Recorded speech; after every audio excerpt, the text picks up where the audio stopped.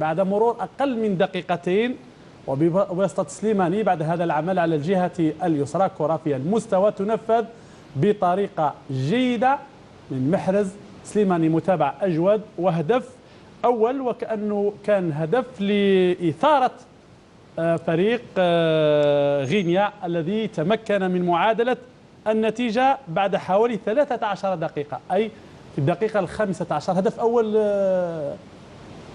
حكيم. مقارنة مع الهدف تاع غينيا احنا فيه تمريرات فنية جميلة. شوف الهدف جدا. الهدف التعادل لقطة فردية يعني لاعب واحد فيه 4 مدافعين، واحد مغلق المساحة على اللاعب هذا، الحارس ثاني يتحمل مسؤولية، يعني مسؤولية جماعية، يعني المدافعين والحارس يتحملوا كامل المسؤولية في هذا الهدف. أما الهدف تاع الفريق الوطني تعبوا عليه، فيه يعني تمرينات فنية، لقطات جات من الوسط مشات اليسرى مشات العمق، فيه فتحة، يعني تشوف يعني كعمل، يعني عمل جماعي يعني وين تعب الإنسان باش يوصل للهدف.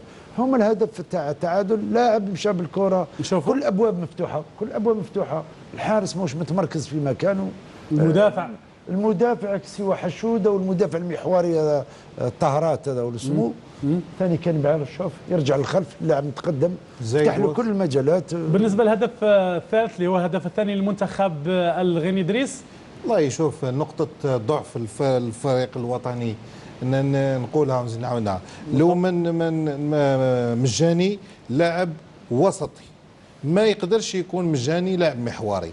تقريبا كل ما يلعب في محور الدفاع اللاعب مجاني إلا وكان سبب في تلقي المنتخب الوطني لعدة أهداف. تقل من جهة عدم التمركز الجيد حقيقة، عدم التمركز الجيد. ثالثا ما عندوش لاغريسيفيتي هذه كله، ان كونتر ان الي توجور بيردون. نقول لك مسعود، لو نرجع الى الوراء نشاهد انه في كل مره تلقى فريق الوطني هدف الا وكان سواء اللاعب مجاني في الابليكي في ليرور، او بيان هو اللي قام انا ما نشاطر